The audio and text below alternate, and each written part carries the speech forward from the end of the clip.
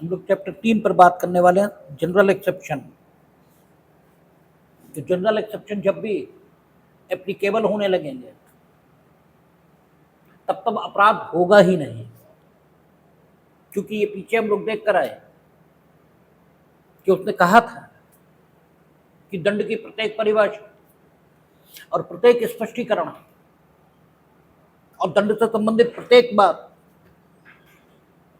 ये साधारण अपवादों के अधीन मानी जाएगी। और इसका मतलब ये हो गया कि साधारण अपवाद सबसे ऊपर आ गए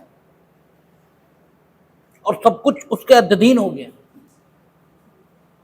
इसका मतलब ये हो गया कि जब भी आपको किसी को दंडित करना है तो आपको सबसे पहले निर्णय ये लेना है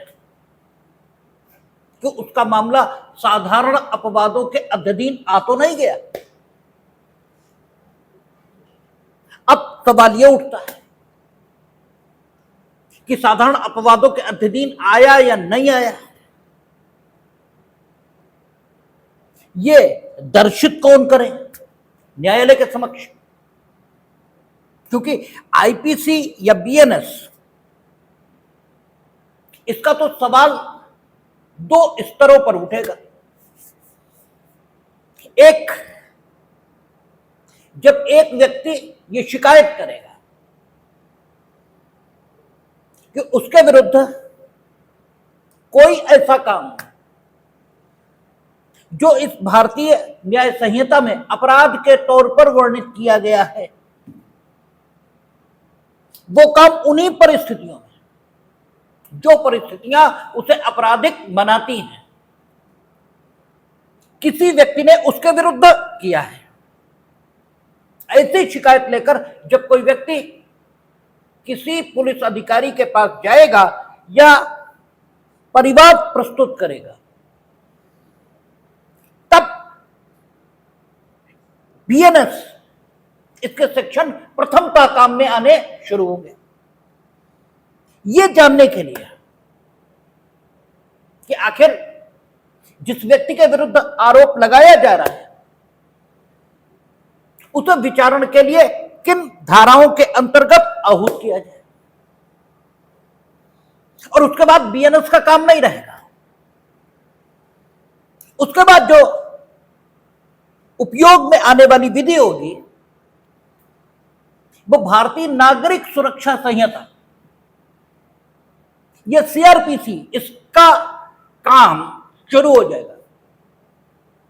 चाहे अन्वेषण हो और चाहे परिवाद की जांच हो, चाहे अभियुक्त को विचारण के लिए आहूत करना हो, चाहे उसके विचारण की प्रक्रिया हो, चाहे उसकी परीक्षा को अभिलिखित करना हो, चाहे साक्षियों को आहूत करना हो, कुछ भी करना हो, अब दोष सिद्धि तक बीएनएस की जरूरत नहीं पड़ने वाली। अब जब व्यक्ति बीएनएस की प्रक्रिया के मुताबिक दोष सिद्ध कर दिया जाएगा, अर्थात उसका विचारण समाप्त हो जाएगा, तो अब बीएनएस की आवश्यकता दोबारा पड़ेगी इस बिंदु पर मार्गदर्शन हेतु कि वो व्यक्ति जो दोष सिद्ध हुआ है, ठीक है, उसे किस दंड से दंडित किया जाए। ठीक है, अब दोबारा से सारी चीज को देखना पड़ेगा और फिर धारा 71 आदि का प्रवर्तन शुरू हो जाएगा। और धारा 71 आदि के आधार पर यह सेक्शन 9, ठीक है ना, सेक्शन 9 ही तो था 71 का, सब्स्टिट्यूट करने वाला सेक्शन, उसके मुताबिक देखना पड़ेगा कि सेक्शन 9(1), सेक्शन 9(2) ए और बी, इसके मुताबिक क्या एप्रोप्रिएट दंड इसे दिया जाए। इतना ठीक पहले की अवस्था जब न्यायालय दोष सिद्धि के संबंध में निर्णय ले रहा होगा, तब बीएनएस की जरूरत एक बात को देखने के लिए और पड़ सकती है कि अभियुक्त का मामला साधारण अपवादों के अधीन ये तो नहीं आ रहा। अगर साधारण अपवादों के अधीन आ गया तो आईपीसी की धारा 6 या पीछे हम लोग पढ़कर आए संभवतः धारा 3 थी, ठीक है, उसमें यह लिखा था कि अभियुक्त का मामला साधारण अपवादों के अधीन आ गया तो कोई अपराध हुआ है यह माने नहीं जाएगा। यह बात इस भाषा में नहीं लिखी जिस भाषा में हमने बोली है, लेकिन वहां लिखा क्या है? वहां लिखा यह है कि अपराध की प्रत्येक परिभाषा, प्रत्येक स्पष्टीकरण, प्रत्येक परंतुक आदि आदि साधारण अपवादों के अधीन समझा जाएगा। और साधारण अपवाद जो हम लोग देखते हैं तो स्थिति यह निकल कर आती यहां अपराध होता ही नहीं। अगर साधारण अपवाद की परिस्थिति यह साबित हुई है तो अपराध होता ही नहीं। तो सवाल यह है कि अगर न्यायालय के समक्ष जो साक्ष्य रखा है वो साक्ष्य किसकी तरफ से न्यायालय के समक्ष रखा गया इसका कोई मतलब नहीं। न्यायालय के समक्ष साक्ष्य रखा है तो न्यायालय उसको मूल्यांकित करके अगर इस निष्कर्ष पर आ जाता है कि इस साक्ष्य में ही ऐसी दशा मौजूद है जो उन तथ्यों का और उन परिस्थितियों का साक्ष्य भी दे रही है जो मामले को साधारण अपवादों में ले जाते हैं, तो फिर यह न्यायालय का कर्तव्य है कि वो बीएनएस की धारा 3 के मुताबिक अभियुक्त को किसी अपराध का दोषी न माने, भले ही अभियुक्त ने अपनी प्रतिरक्षा में या अपने बचाव में कुछ भी नहीं कहा, क्योंकि न्यायालय एक निष्पक्ष अभिकरण माना गया है। यह न्यायालय की जिम्मेदारी है। न्यायालय के समक्ष जो साक्ष्य रखा है वो किसने न्यायालय के समक्ष प्रस्तुत किया इससे कोई लेना देना नहीं। वो अभियोजन ने दिया, बचाव पक्ष ने दिया, इससे कोई लेना देना नहीं। और इसीलिए कचहरियों में या कोर्ट्स में या न्यायालयों में कोई अधिवक्ता कभी भी साधारण अपवाद का बचाव नहीं लेता जब तक कि कोई ऐसी प्रत्यक्ष आवश्यकता ना हो कि साधारण अपवाद का बचाव उसे ले ही लेना चाहिए, तब तक कोई नहीं लेता। और इसीलिए प्राइवेट डिफेंस का जो बचाव है न्यायालयों में वो भी कोई नहीं लेता, क्योंकि प्राइवेट डिफेंस भी जनरल एक्सेप्शन इसी में आएगा। जब लोग जनरल एक्सेप्शन देखना शुरू करेंगे तो जनरल एक्सेप्शंस हमने पहले भी चर्चा की, दो आधारों पर निर्मित दिखाई देंगे। एक जनरल एक्सेप्शन होगा जहां कार्य के कर्ता में आपराधिक मनः स्थिति है उसी का अभाव रहेगा, क्योंकि वो आपराधिक मनः स्थिति को धारित करने में समर्थ होगा ही नहीं, चाहे आयु के कारण, चाहे मानसिक सामर्थ्य के कारण और चाहे अन्य किसी दशा के कारण वो आपराधिक जो मनः स्थिति है उसे धारित करने में असमर्थ होगा। और जो दूसरे प्रकार के साधारण अपवाद होंगे जो प्राइवेट प्रतिरक्षा के अधिकार इस शीर्षक के अंतर्गत हम लोग पढ़ेंगे, वहां जो लोक नीति है, पब्लिक पॉलिसी है, वो इस बात की डिमांड करेगी कि इस परिस्थिति में आपराधिक दायित्व ये व्यक्ति पर नहीं होना चाहिए, क्योंकि प्रत्येक व्यक्ति को ये हक होना चाहिए कि अगर उस पर कोई आक्रमण कर रहा है तो वो कायरता पूर्वक वहां से भागे नहीं, बल्कि अपनी संपूर्ण सामर्थ्य से प्रतिरक्षा करे, आक्रमण न करे, प्रतिरक्षा करे।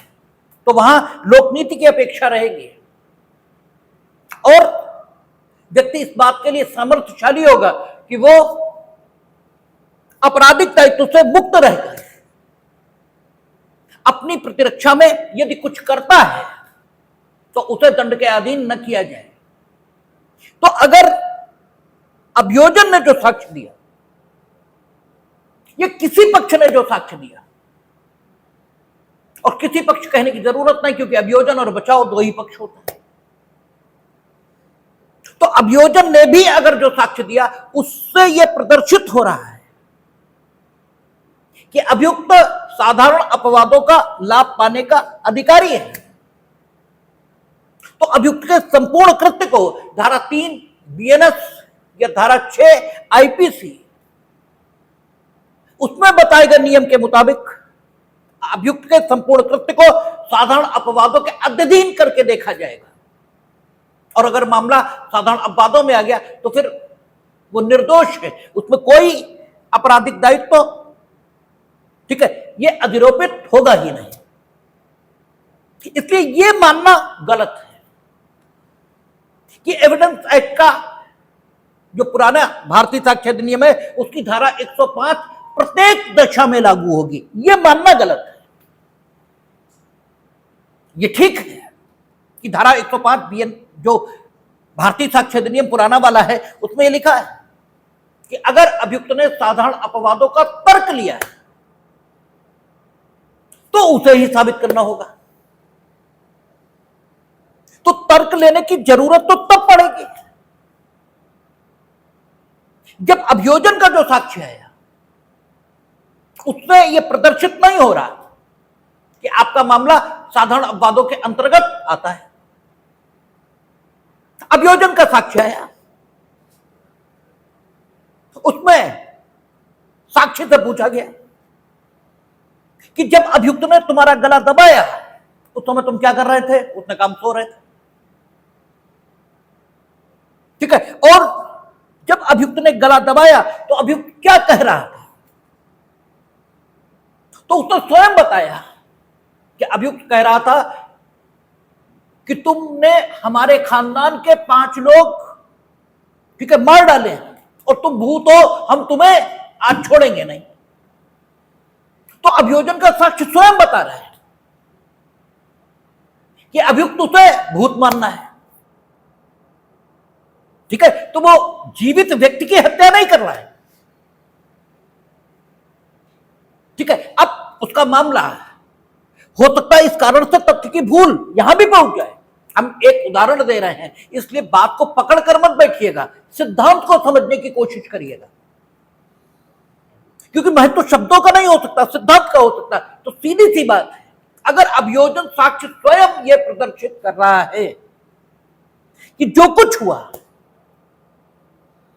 वो साधारण अपवादों के अधीन है। अब अभियुक्त ने कुछ नहीं कहा तो हम ये थोड़ी कहेंगे क्योंकि धारा 105 में साधारण अपवादों को साबित करने का भार तुम्हारे ऊपर था, इसलिए यद्यपि साधारण अपवादों का साक्ष्य अभियोजन साक्ष्य में मिल गया है, इसके बावजूद चूंकि तुमने धारा 105 भारतीय साक्ष्य अधिनियम के प्रावधानों के मुताबिक साधारण अपवादों को साबित नहीं किया, इसलिए हम तुम्हें दोष सिद्ध कर देंगे। ये तो कोई बात ही नहीं हुई। ये तो बेवकूफी की बात है, ये तो मूर्खता की बात है। अरे बड़ी सीधी बात, न्यायालय को साक्ष्य के आधार पर निर्णय लेना है और न्यायालय के समक्ष साक्ष्य रखा है। साक्ष्य किसने दिया यह प्रश्न इमैटेरियल है, साक्ष्य है ना, बात खत्म। अगर एविडेंस न हो और आप चाहते हैं कि आप जिन तथ्यों के मौजूद होने का कथन कर रहे हो न्यायालय उन्हें मौजूद माने, तो यह आपकी जिम्मेदारी है कि आप उन तथ्यों का साक्ष्य दो जो उन तथ्यों का साक्ष्य हो सकते हैं जिन तथ्यों के विद्यमान होने के बारे में आप न्यायालय से, ठीक है, सहायता ये चाहते हो। अगर आप चाहते हो न्यायालय इस तथ्य पर विश्वास करे कि आपने तथ्य की भूल के कारण संबंधित व्यक्ति की हत्या कर दी, ठीक है, तो सवाल यह है कि तथ्य की भूल थी, तथ्य की भूल के संबंध में साक्ष्य किसे देना है? आपको देना है। लेकिन अगर आपकी तथ्य की भूल का साक्ष्य ऑलरेडी मौजूद है, आपने साक्ष्य नहीं भी दिया तो इससे क्या फर्क पड़ा? न्यायालय के समक्ष साक्ष्य तो रखा है, और न्यायालय के समक्ष साक्ष्य रखा है और तुमने भी दे दिया, तो बहुत अच्छी बात है। साक्ष्य की अधिकता ये तो खराब बात नहीं है, साक्ष्य की कमी ये खराब बात है। न्यायालय के समक्ष जो साक्ष्य था उससे साबित हो रहा था कि साधारण अपवाद इनके अंतर्गत अभियुक्त का मामला आ रहा है। अभियुक्त उसने भी अतिरिक्त सावधानी बरतते हुए साधारण अपवाद इनमें वर्णित परिस्थितियां विद्यमान होने के संबंध में साक्ष्य प्रस्तुत किया है। और साक्ष्य आप जानते हैं दो तरह का है, दस्तावेजी और मौखिक। और अगर दस्तावेजी और मौखिक दोनों मौजूद हैं, ठीक है, तब सबसे अच्छा साक्ष्य न्यायालय के समक्ष आना चाहिए। ये नियम काम करना शुरू कर देगा। और जब सबसे अच्छा साक्ष्य न्यायालय के समक्ष आना चाहिए, ये नियम काम करेगा, तो सीधी बात है, जब आपके पास दस्तावेजी साक्ष्य मौजूद है तो आप मौखिक दिख क्यों दे रहे हैं? ठीक है, तब तो आपको उस नियम के मुताबिक चलना चाहिए कि दस्तावेजों की अंतर्वस्तु का,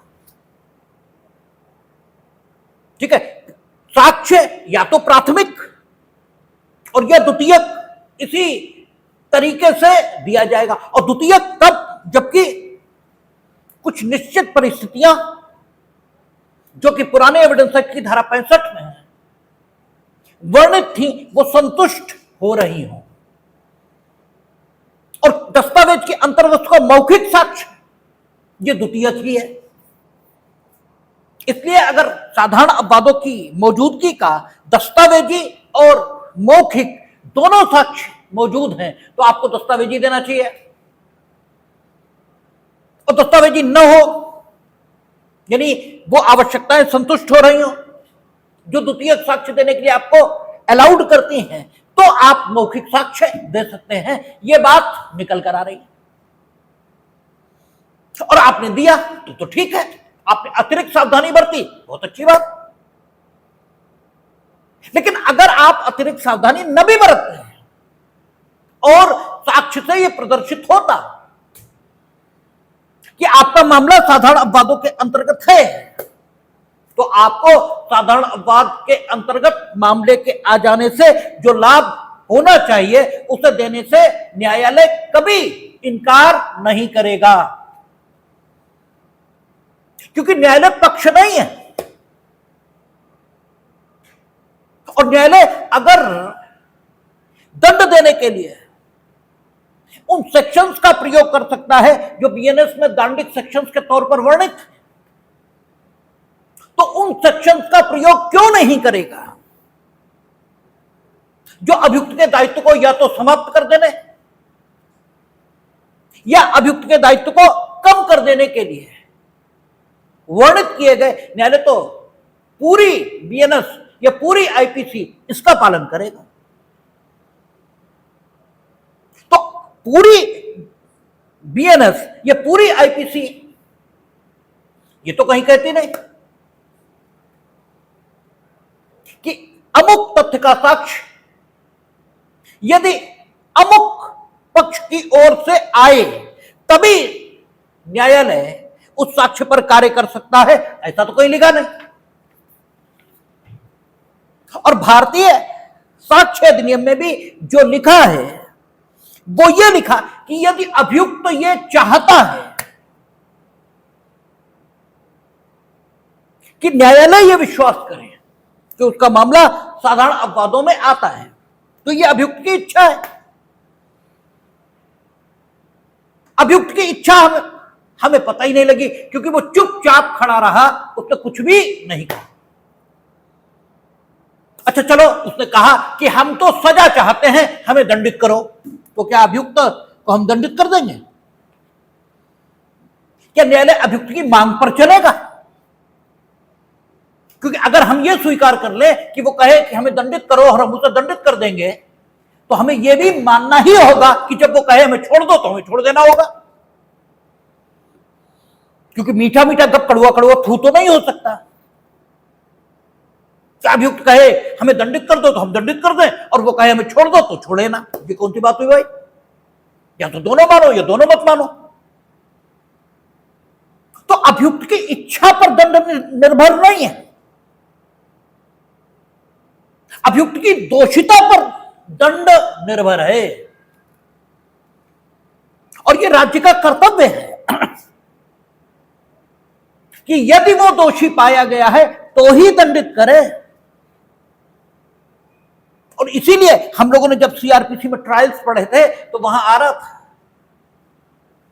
कि अगर संस्वीकृति यह भी कर ली गई, दोषी होने का अभिवाद यह किया गया है, तो भी न्यायालय दोष सिद्ध कर सकता है।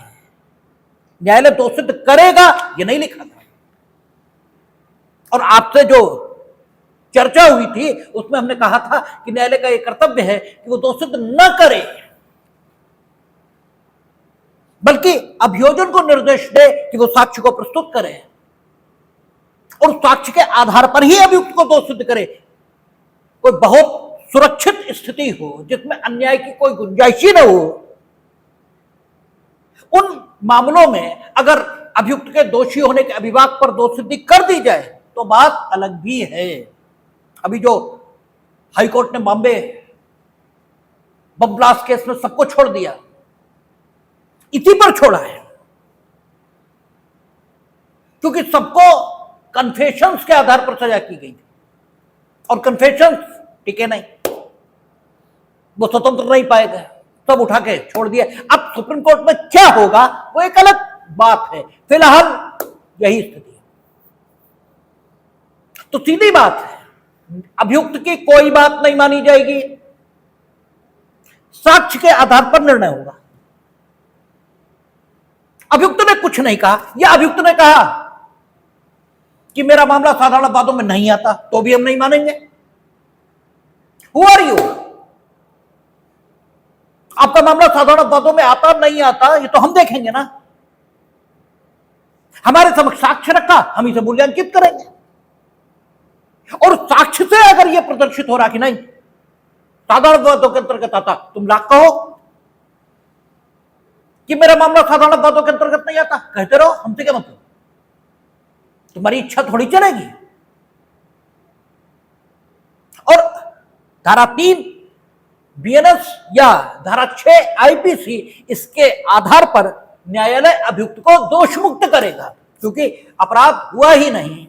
अपराध की प्रत्येक परिभाषा साधारण अपवाद के अधीन है, और साधारण अपवाद का प्रत्येक सेक्शन जब हम लोग शुरू करेंगे तो देखेंगे कि प्रत्येक सेक्शन ये कहेगा कि अगर ये परिस्थितियां जो यहां साधारण अपवाद के तौर पर वर्णित हुई हैं, अगर ये साबित हो गई तो फिर अपराध हुआ ही नहीं, और जब अपराध हुआ ही नहीं तो दंड का प्रश्न ही नहीं उठता।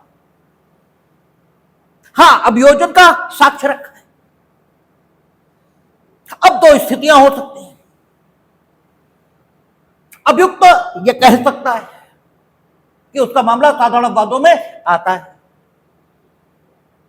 और यह भी कह सकता है कि नहीं आता, और चुप भी खड़ा रह सकता है। तीनों बातें हो सकती हैं। अगर वो कहता है साधारण अपवादों में आता है, अब फिर उस पर मामला है कि वो चाहे, क्योंकि वो कहता है आता है, उसका मामला साधारण अपवादों में आता है। और इस शब्दावली का अर्थ क्या हुआ कि साधारण अपवादों में जो परिस्थितियां वर्णित, अभियुक्त का यह कहना है कि उसके द्वारा उस कार्य के किए जाने के समय जो उस पर अपराध के रूप में आरोपित है, वे परिस्थितियां मौजूद थी जो साधारण अपवादों के रूप में यहां वर्णित हुई हैं। यह है नटशेल में अभियुक्त का कहना। तो चूंकि अभियुक्त यह कहता है कि वो परिस्थितियां मौजूद थी, तो अभियुक्त को यह साबित करना होगा कि वे परिस्थितियां वाकई मौजूद थी। अब अभियुक्त ने साबित किया कि वे परिस्थितियां मौजूद थी, जबकि जो प्रोसिक्यूशन एविडेंस आया या जो अब तक एविडेंस न्यायालय के समक्ष आया, वो अब पहले से ही ये साबित कर रहा था कि अभियुक्त के द्वारा वर्णित परिस्थितियां कार्य के किए जाने के समय मौजूद थी। तो अभियुक्त के द्वारा जिन परिस्थितियों का साक्ष्य दिया गया, अर्थात जनरल एक्सेप्शन का दिया गया, उनका दोहरा साक्ष्य न्यायालय के समक्ष आ गया, क्योंकि अभियोजन ने भी दिया और अभियुक्त ने भी दे दिया। तो ये बहुत पुख्ता स्थिति साधारण अपवादों के विद्यमान होने के संबंध में आ गई। अभियोजन के साक्ष्य से यह प्रदर्शित नहीं हो रहा कि अभियुक्त का मामला साधारण अपवादों में आता है। अब इनफैक्ट आता है, लेकिन न्यायालय, ठीक है, आपका टाइम मशीन का उपयोग करके पीछे जाके वो घटनाएं तो नहीं देख सकता। तो अब यह अभियुक्त की जिम्मेदारी है कि वो न्यायालय के समक्ष प्रदर्शित करे कि उसका मामला साधारण अपवादों के अंतर्गत आता है। यदि नहीं करेगा तो नुकसान उसे होगा। ठीक है, अब वो नुकसान से बचना चाहता है, तो अगर वो चुप खड़ा रहा तो नुकसान होगा। अगर उसने कहा कि मेरा मामला साधारण अपवादों में नहीं आता, और चूंकि अभियोजन के साक्ष्य से ऐसा प्रदर्शन भी नहीं हो रहा कि उसका मामला साधारण अपवादों में आता है, तो भी उसे नुकसान होगा। उसने कहा कि उसका मामला साधारण अपवादों में आता है, लेकिन उसने साबित नहीं किया, अब भी नुकसान होगा। ठीक है, और अगर एविडेंस एक्ट में धारा 105 न हो, हटा दीजिए, भूल जाइए कि पुराने एविडेंस एक्ट की धारा 105 है एविडेंस एक्ट में, तो फिर अभियुक्त ये ठीक है कि अपने बचाव में जो साक्ष्य प्रस्तुत करना चाहे वो प्रस्तुत कर सकता है, लेकिन एक घालमेल की स्थिति, उतनी स्पष्ट स्थिति नहीं आएगी उस दशा में जब अभियोजन ने जो साक्ष्य दिया उससे साधारण अपवाद साबित नहीं हो रहे और अभियुक्त कहता है कि उसका मामला साधारण अपवादों के अधीन है। तो अगर 105 क्लियर न कहती हो कि उसे हक होगा कि वो साधारण अपवाद साबित करे, ठीक है, तो फिर एक घालमेल की पोजीशन रहेगी। इसलिए इस दशा के लिए वहां लिखा है कि अभियुक्त इस पर यह जिम्मेदारी होगी कि फिर यह साबित करे कि साधारण अपवाद की स्थिति है। इस सारी बात का कुल मिलाकर जो अर्थ निकलता है कि न्यायालय साधारण अपवाद में वर्णित परिस्थितियों के अभाव की उपधारणा करेगा। जब न्यायालय विचार करेगा किसी भी अपराध के संबंध में, तो वो ये उपधारित करेगा, और उपधारित करेगा इसका अर्थ हमने क्या बताया था, मानकर चलेगा। न्यायालय ये मानकर चलेगा कि साधारण अपवादों में वर्णित परिस्थितियां नहीं हैं, और ये सारे कृत्य उन दशाओं में किए गए हैं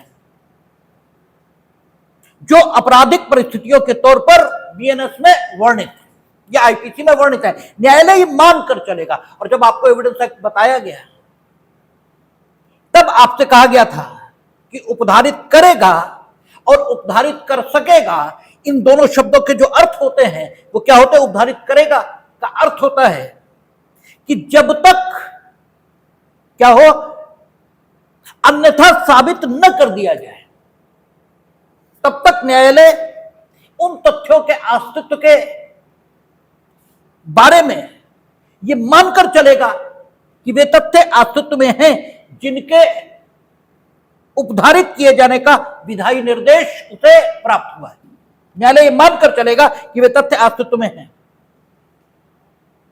जब तक कि साक्ष्य देकर यह साबित न कर दिया जाए कि वे तथ्य अस्तित्व में नहीं है, तब तक न्यायालय यह मानेगा। यानी न्यायालय यह मानकर चलेगा कि साधारण अपवाद, इसमें वर्णित परिस्थितियां मौजूद नहीं है, यह मानकर चलेगा। लेकिन अगर साक्ष्य से यह साबित हो गया कि है, तो इस उपधारणा का खंडन हो गया और अब न्यायालय साक्ष्य की मानेगा, उपधारणा की नहीं। साक्ष्य किसकी ओर से आया इसका कोई मतलब नहीं, साक्ष्य चाहे जिस ओर से आए। अगर उपधारणा का खंडन हो गया, यानी साक्ष्य ने यह साबित किया कि मामला साधारण अपवादों के अधीन है, तो फिर धारा 3 या 6 के प्रभाव से साधारण अपवाद ये प्रवर्तन में आएंगे और अभियुक्त को आपराधिक दायित्व से मुक्त कर देंगे। ठीक है, इसलिए यह सोचना गलत है कि साधारण अपवादों को साबित करने की जिम्मेदारी सदा और सर्वदा अभियुक्त पर है, या इसे और रिफॉर्म कर दें और रिफाइंड कर दें तो यह कहना गलत है, या यूं कहें कि यह कहना ठीक है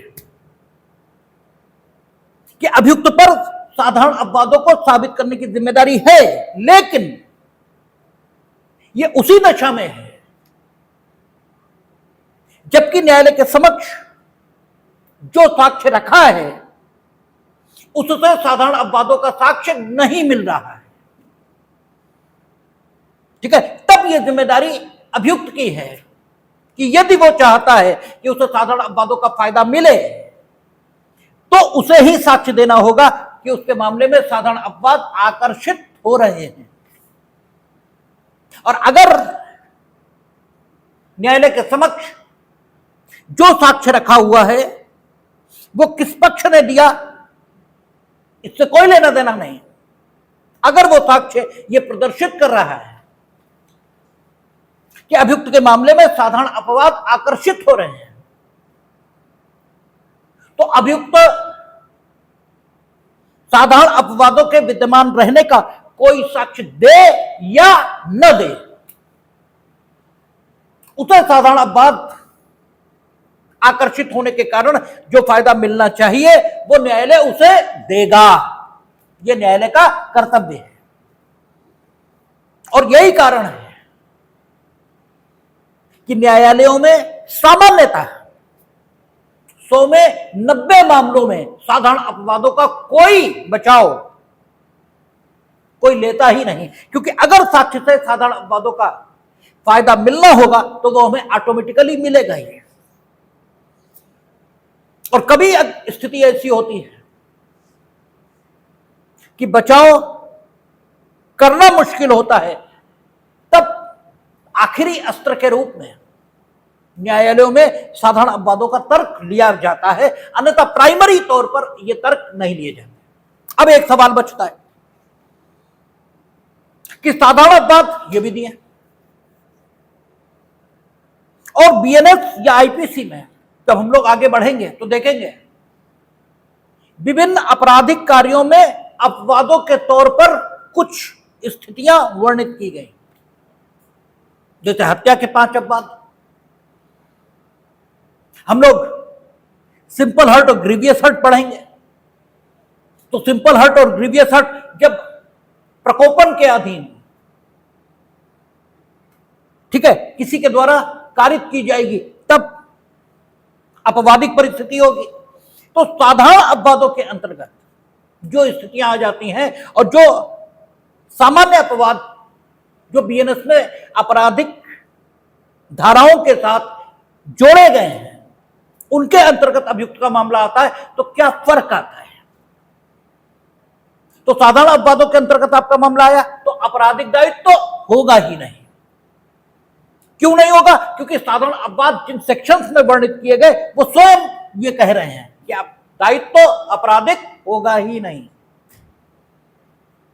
और जबकि अंदर जो सेक्शंस दिए हैं उनके साथ जो अपवाद जोड़े गए हैं उनमें आपका मामला आएगा तो दायित्व का विस्तार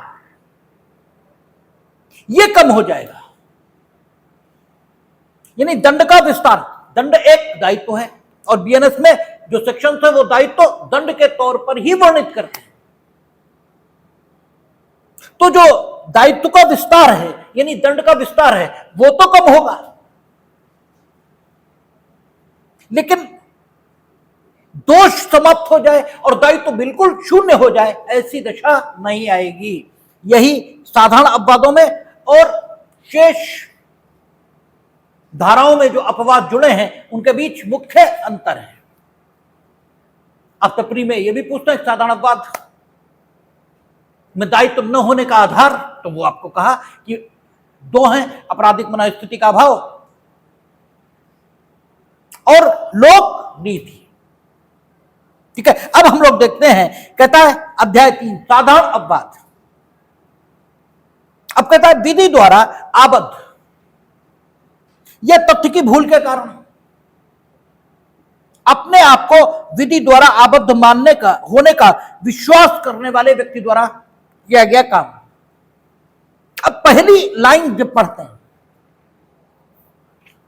क्या कहता है, विधि द्वारा आबद्ध, यह भूल के कारण अपने आप को विधि द्वारा आबद्ध होने का विश्वास करने वाले व्यक्ति इसके द्वारा किया गया काम। तो पहली लाइन से एक बात दिखाई दे रही है कि व्यक्ति में आपराधिक मनोस्थिति नहीं है,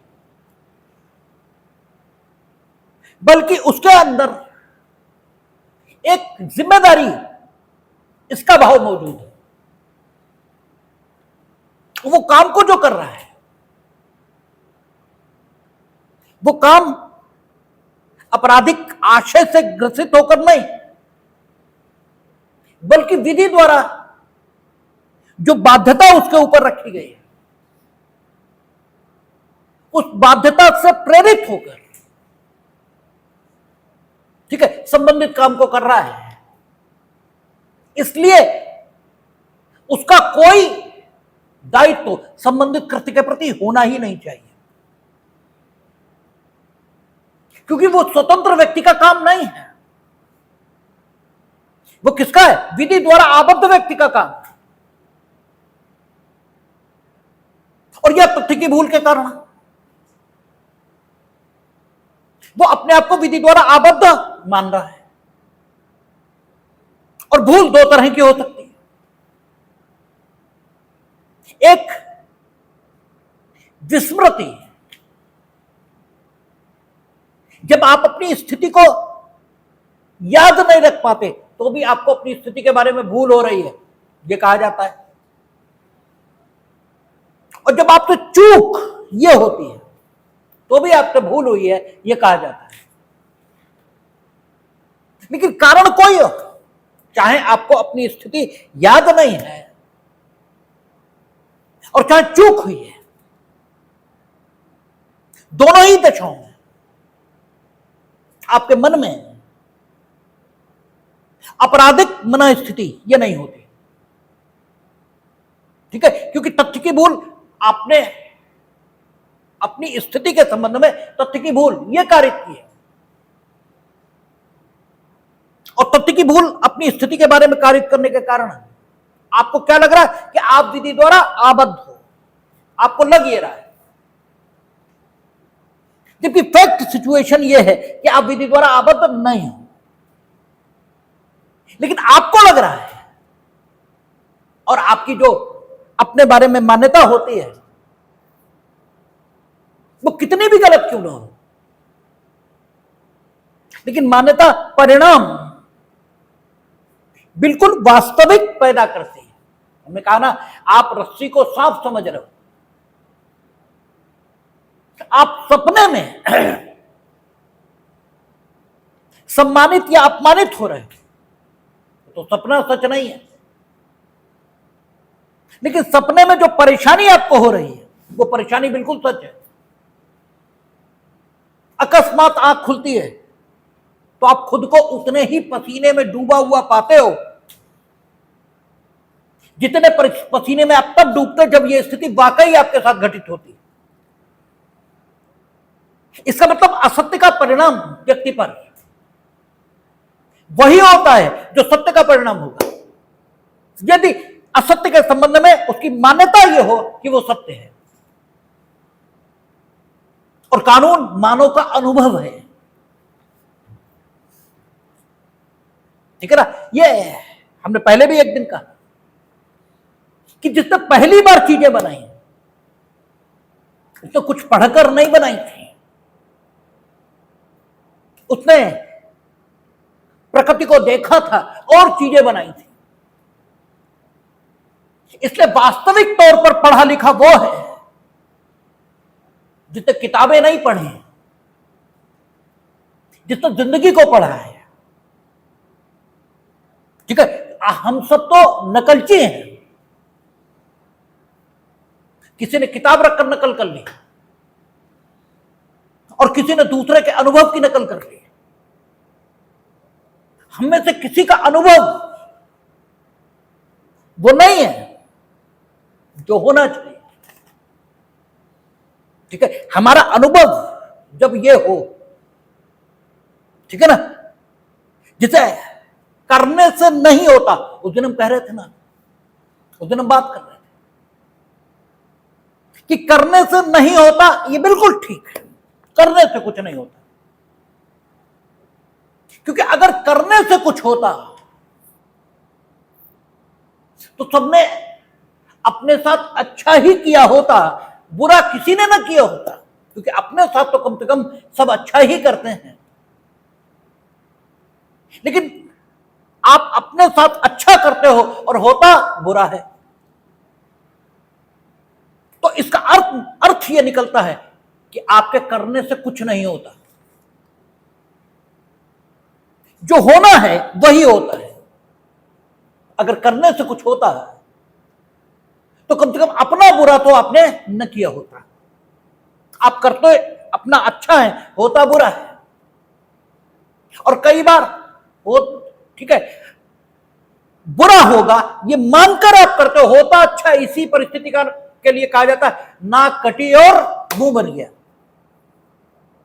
ठीक है, तो इसका मतलब करना आपके हाथ में नहीं है, या इसे यूं कह लें, करना तो आपके हाथ में है, लेकिन क्या होगा ये आपके हाथ में नहीं है। और जो हुआ अगर आपके पक्ष में है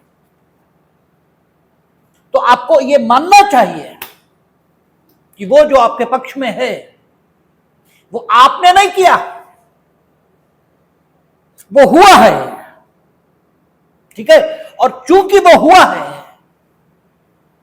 इसलिए वो आपके कृत्य का परिणाम नहीं है, बल्कि किसी का प्रसाद है, किसी की कृपा है कि वो हो गया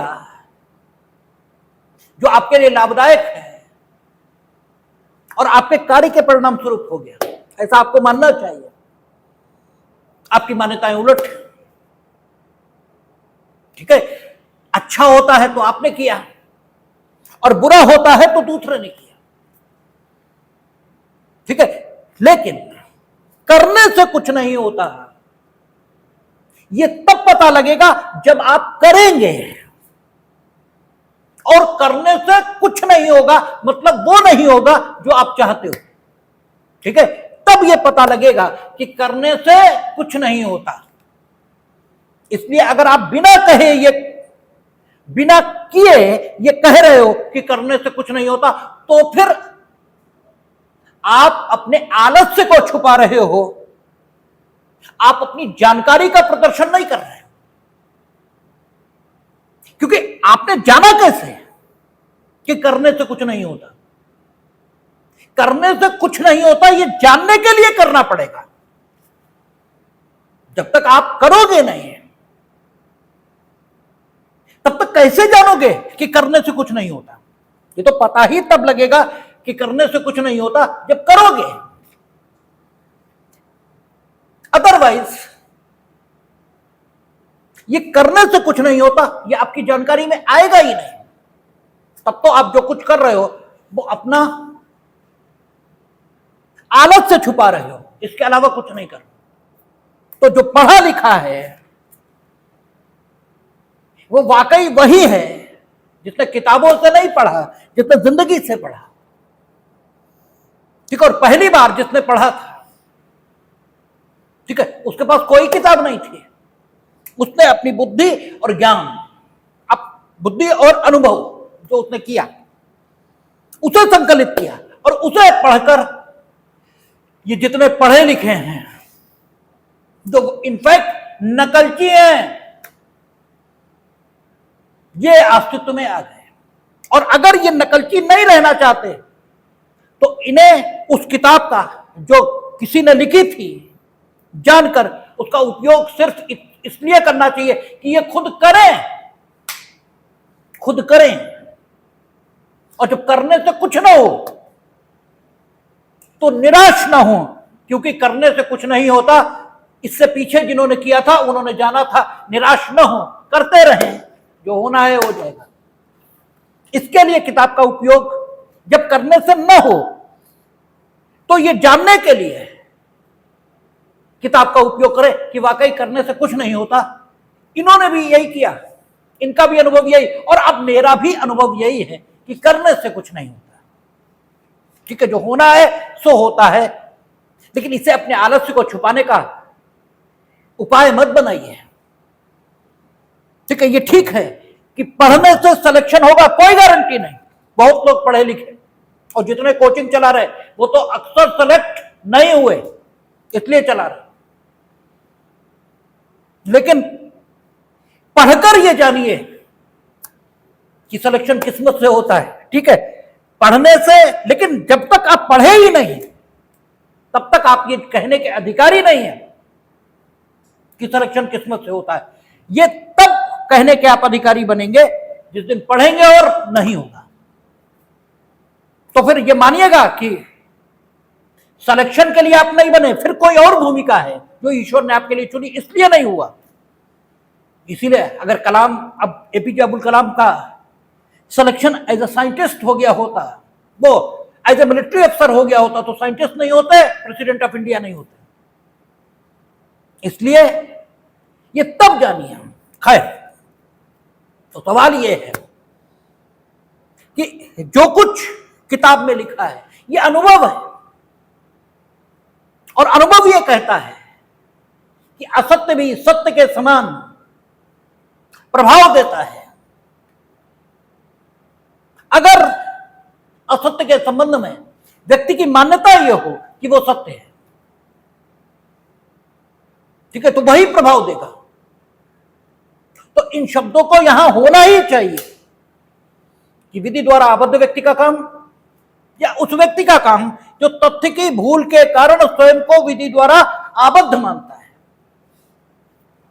उसका काम अपराध नहीं होना चाहिए। तो यहां घोषणा की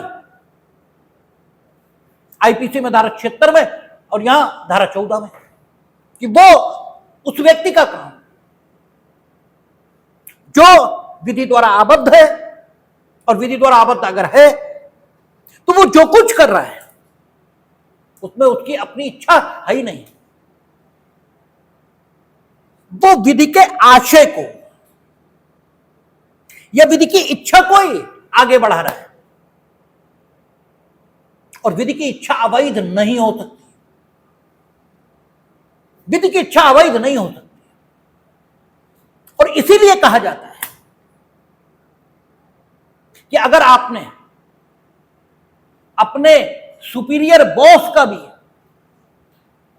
अवैध आदेश माना है, अवैध आदेश माना है, या कोई अवैध काम किया है, ठीक है, तो फिर अवैध काम के संबंध में आपकी मान्यता क्या रही है, इससे कोई मतलब नहीं होगा। ठीक है, अवैध काम, आप वैध काम कर रहे थे, वैध काम, और वैध काम करने के आधार पर आप अपराध के दोषी न मान लिए जाएं, इसके लिए 76 बनाई गई है। ठीक है ना, क्योंकि क्रिमिनल लॉ ये लिटरल पढ़ा जाएगा, आगे हम लोग देखेंगे मालिकाएं कि जो कोई किसी को एक विशेष दिशा में जाने से रोक देगा, या जो कोई किसी को चारों दिशाओं में जाने से रोक देगा, वो सदोष अवरोध या सदोष परिरोध का दोषी होगा। और बीएनएसएस में आपने लिख दिया कि व्यक्ति गिरफ्तार किया जा सकेगा बिना वारंट भी, ठीक है, अमुक दशाओं में, और पुलिस अधिकारी का निवारक कर्तव्य है, ठीक है ना, उसका तो निवारक कर्तव्य भी है।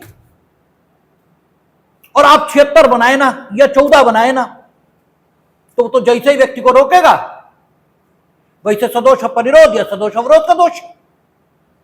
अब आप कहेंगे कि सीआरपीसी तो कानून है या बीएनएस तो कानून है, तो दूसरा कहेगा तो क्या आईपीसी, क्या जब बीएनएस, ये हमारे घर की परंपरा है, ये भी तो कानूनी है। तो कानूनों में संघर्ष है, दोनों में से संविधान तो कोई है नहीं कि एक को अध्ययन करके पढ़ लिया जाएगा, ऐसा तो कुछ लिखा नहीं। तो ये पुलिस वाला जो विधि की इच्छा को आगे बढ़ा रहा था, आखिर इसे कैसे संरक्षण मिलेगा? और इसे कोई संरक्षण आप देंगे ही नहीं तो उसने भांग खाई है क्या? इसलिए 76 बनानी होगी, इसलिए 14 बनानी होगी, और उसमें यही लिखना पड़ेगा, विधि द्वारा आबद्ध। अगर आप विधि से आबद्ध नहीं है, और विधि आपको अवैध के लिए आबद्ध कर ही नहीं सकती। जैसे भगवान कभी कठोर नहीं हो सकते, भगवान पक्षपाती नहीं हो सकते, ठीक है, कुछ नहीं हो सकता, भगवान न्यायपूर्ण ही हो सकते। ऐसे ही विधि आपको अवैध करने के लिए आबद्ध कर ही नहीं सकती। और तुम प्रथमतः वो कर रहे थे जो अवैध दिखता है, या आप बिना सम्यक जांच किए, ठीक है, पिले हुए हैं कुछ करने के लिए। तो एक विवेकवान, बुद्धिमान व्यक्ति होने के नाते आपसे अपेक्षा की जाती है कि जब आप कोई काम करने चलें तो उस काम के वैध या अवैध होने के संबंध में कुछ तो जांच कर लें, और अगर जांच करने के बाद भी आपको वास्तविक स्थिति न पता लगे और आप धोखे से अवैध कर बैठे, तब बात अलग है, तब बात अलग है, ठीक है। तब यह कहा जा सकता है कि विधि द्वारा, ठीक है, आबद्ध होने का विश्वास था या भूल हुई है आपसे। आप प्रत्यक्ष रूप से अवैध काम कर रहे हैं, प्रत्यक्ष दिख रहा है अवैध करना, और बस ये कह रहे हैं आप कि साहब हम करते क्या है, वो तो डीएम साहब ने कहा था। तो डीएम साहब तुमसे कहते कुएं में कूद पड़ो तो कूदते, तो फिर दूसरा थप्पड़ क्यों मारा? ठीक है, आपने डीएम साहब के कहने पर दूसरे के थप्पड़ क्यों मारा? और तुमसे कहते डीएम साहब आग में कूद जाओ तो कूदते, तब नहीं क्यों? तब क्यों नहीं कूदते? अगर तुम बाध्यता अनुभव कर रहे थे तो अपने विरोध में काम करने के संबंध में जब वो आदेश देते तो तुम बाध्यता अनुभव क्यों नहीं कर रहे थे? जब दूसरे के खिलाफ आदेश दे रहे थे तो तुम बाध्यता अनुभव कर रहे थे। तो प्रत्यक्ष अवैध काम ये अगर आपने किया है तो आपको कोई लाभ नहीं मिलेगा, ठीक है। और जो काम प्रत्यक्ष वैध नहीं है, वो सॉरी प्रत्यक्ष अवैध नहीं है, वो आपने किया, प्रत्यक्ष अवैध नहीं है, और आप धारा 76 का संरक्षण या धारा 14 का संरक्षण चाहते हैं, तो फिर क्या करना पड़ेगा? देखें क्या कहता है, कोई बात अपराध नहीं है जो किसी ऐसे व्यक्ति द्वारा की जाए जो उसे करने के लिए विधि द्वारा आबद्ध हो, या जो तथ्य की भूल के कारण, न कि विधि की भूल के कारण सद्भाव पूर्वक विश्वास करता हो कि वह उसे करने के लिए विधि द्वारा आबद्ध है। यानी आप सद्भाव पूर्वक ये विश्वास करते हैं। पुलिस वाले ने रोका, चीज आपकी अपनी थी, ठीक है, जैसे छिछोर टाइप के लोग होते हैं ना, वो ओवर स्मार्टनेस इसे प्रदर्शित करने के लिए पुलिस ने कहा टिकट दिखाओ। टिकट तो साहब भूल गए, है टिकट है उनके पास ही है, परेशान कर रहे हैं टीटी को, ठीक है ना, पुलिस वालों को। और पुलिस वालों ने फट से उन्हें फिर कस्टडी में ले लिया, और बाद में आप टिकट दिखा रहे हो कि साहब हम तो टिकट था हमारे पास, इनने हमें कस्टडी में ले लिया। आप पुलिस वाले बिल्कुल ठीक हैं, उनको कुछ अवैध नहीं किया, टिकट आपके पास है। वस्तुतः स्थिति क्या है, उनके द्वारा अभिरक्षा में लिया जाना अवैध है वस्तुतः, क्योंकि टिकट आपके पास है। लेकिन 76 का या 14 का संरक्षण हासिल होगा, क्योंकि सद्भाव पूर्वक, ठीक है, सद्भाव पूर्वक तथ्य की भूल के कारण, ठीक है, तथ्य की भूल विस्मृति ही नहीं है, विस्मृति ही नहीं, चूक भी भूल कहलाती है, और ये चूक तुमने करा दी। सद्भाव पूर्वक उन्होंने तुम्हें अरेस्ट किया, क्यों? उन्होंने पर्याप्त क्वेरी की है आपसे, आपसे पूछताछ की, टिकट मांगा, सब कुछ किया, और तुम स्मार्ट बने रहे, फिर तो होगा, ठीक है ना। तो पुलिस को या ऐसे लोग जो विधि द्वारा आबद्ध होने के कारण ऐसे काम करते हैं, जो सामान्य व्यक्ति द्वारा किए जाने की दशा में आपराधिक दायित्व को उत्पन्न करेंगे, अगर विधि ने स्वयं उन्हें आबद्ध बनाया है उस काम को करने के लिए, तो फिर वे उस काम को करने के कारण अपराध करते हैं, ऐसा स्वीकार नहीं किया जाएगा। हां, और तथ्य की भूल हो उन्हें,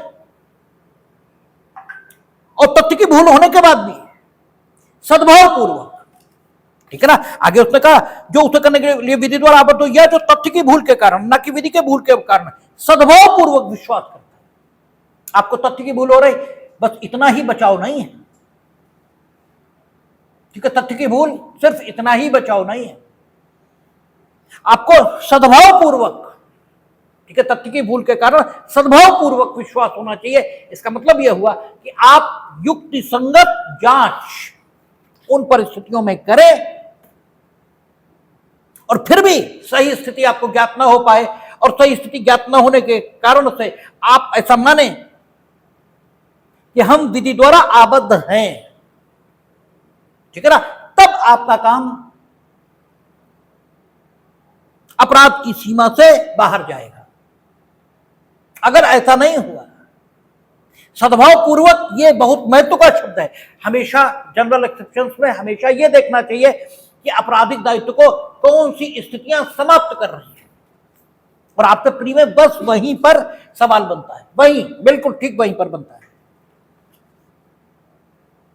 जो फर्स्ट पार्ट है 14 का, वो आपराधिक दायित्व को तब समाप्त करता है जबकि विधि द्वारा आप आबद्ध हैं, और जो सेकंड पार्ट है, ठीक है, वो दो स्थितियों की मांग करता है। एक तो आपको तथ्य की भूल हो, और तथ्य की भूल के साथ सद्भाव पूर्वक आपने ये विश्वास किया हो कि इस परिस्थिति में हम विधि द्वारा इस काम को करने के लिए आबद्ध किए गए।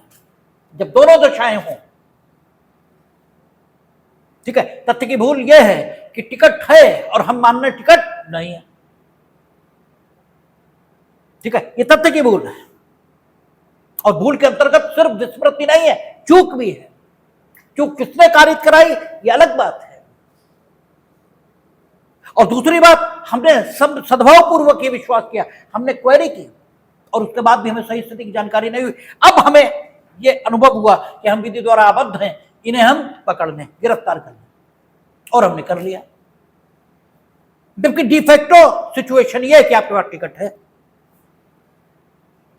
लेकिन अगर हमने अवैध किया है तो प्राइमरी तौर पर यह सेक्शन एप्लीकेशन में है ही नहीं, क्योंकि विधि द्वारा आबद्ध व्यक्ति का काम, और विधि अवैध करने के लिए आबद्ध कभी करती ही नहीं। विधि ये थोड़ी ना है, कौन से कानून में लिखा है तुम दूसरे थप्पड़ मारो, पुलिस वाले दूसरों के बेत मारेंगे, किस कानून में लिखा है? कहीं नहीं लिखा। तो विधि द्वारा आप अवैध करने के लिए कभी आबद्ध हो ही नहीं सकते। विधि द्वारा आप सिर्फ वैध करने के लिए आबद्ध हो सकते, ठीक है। इसलिए अवैध कार्य करने पर इस धारा का कोई संरक्षण प्राप्त नहीं होगा। और जो आपका रहेगा 17, इन दोनों सेक्शंस के सम्मिलित प्रभाव से यह मैगजीन जन्म लेगा कि विधि की भूल क्षम्य नहीं होती, तथ्य की भूल क्षम्य होती। इन दोनों जो ये दो सेक्शन है 14 और 17, आईपीसी में देखेंगे तो 76 और 79, और जहां तक 15, 16 और आईपीसी में 77, 78 का सवाल है, वो 14 का ही विस्तार है। क्योंकि वहां न्यायिकता कार्य करते हुए न्यायाधीश के काम है या न्यायालय की आदेशिका के अनुसरण में काम किए जा रहे हैं। वहां भी व्यक्ति यानी कार्य का जो एक्चुअल डूअर है, जो एक्चुअल करता है, उसकी अपनी मानसिक दशा अनुपस्थित है, बल्कि वह विधि द्वारा दिए गए निर्देश को सद्भाव पूर्वक आगे बढ़ा रहा है। और चूंकि ये स्थिति है, इसलिए व्यक्ति को आपराधिक दायित्व के अंतर्गत रखना ये उसके साथ अन्याय होगा और ये गलत बात होगी। ठीक है, आपका 14, 15, 16 और 17 इसके बीच परस्पर क्या संबंध है और किस प्रकार एक दूसरे को ठीक है संपूर्ण बनाते हैं या किस प्रकार ये एक दूसरे की सप्लीमेंटल धाराएं हैं, इस पर चर्चा कल करेंगे, देखेंगे।